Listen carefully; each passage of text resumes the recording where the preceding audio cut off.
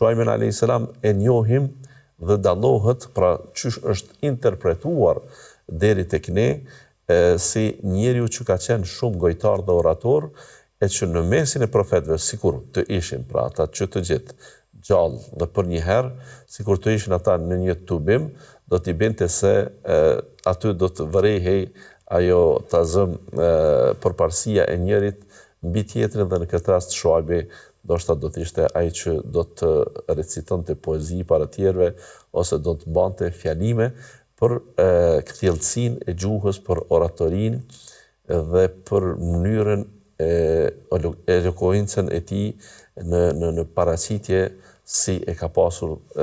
Ky është pra Shuaibi a.s. Shuaibi a.s. ka qenë i dërguar tek populli i tij. E që i bie tash, kush është populli i tij që ne të themi kështu.